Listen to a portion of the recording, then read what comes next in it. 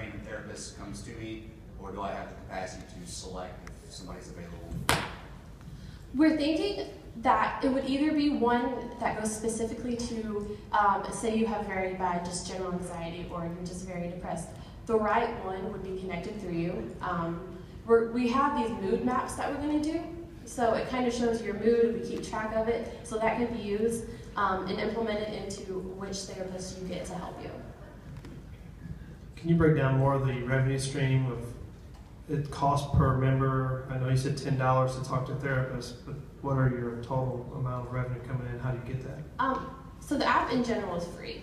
If you don't want to talk to a therapist, then you don't pay anything. You just use, the other functions of it. So it would be $10 for each session. The therapist gets 70% and you get 30% of that $10. So overall, that would be the biggest revenue getter. We thought about ads, but if you're having a panic attack and you open this, the last thing you want to see is an ad in your face, even if it is for like a life coach or something like that.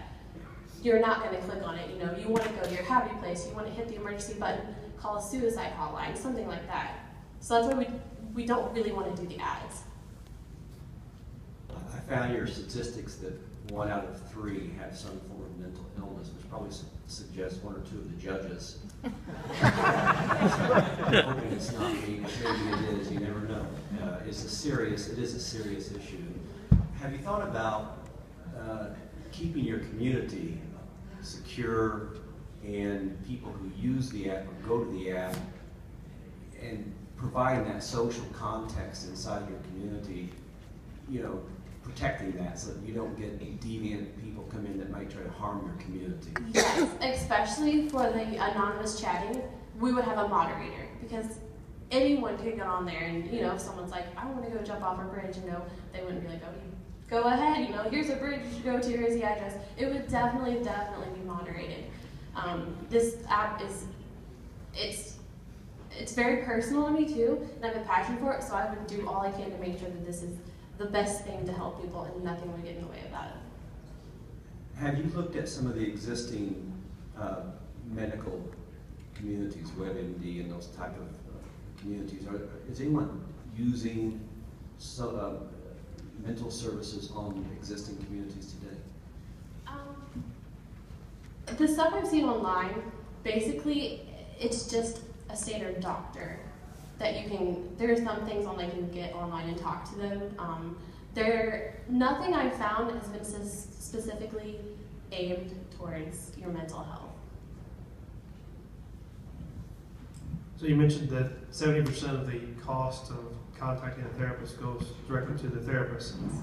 Where did you come up with $14 an hour for a therapist? How did you get to that number? That they're willing to receive $7 for a half hour to do a session. One of the things we took into account is that your standard therapist and psychologist, they charge a lot, for you to come in and talk to them. So we didn't want to do it too low because then they wouldn't want to partake in this and they would be like, why don't we do that? When I'm a therapist and psychologist, there are so many that we talk to that want to start up their own practice. And sometimes it's hard to do that, so your clientele is super, super, super low. So we talked to some and reached out to them, and they kind of got some information, and we came up on this number kind of collaboratively. Because if you're starting your own practice, a lot of times your clientele is really low, and this would help them get new clients as well. So that's the draw for the therapist, that if they have a communication on this app, they would have the access to this patient potentially to take on board. Oh yeah, of course. One area that seems to be exploding right now with the changes in healthcare cost management are concierge services. And have you looked at that part of the market and how you might appeal to people in the mental health industry for helping them administrate these concierge services, which people will buy outside of their healthcare plans? We have not actually thought about that, but that's a good comment and suggestion, and we'll definitely take that into consideration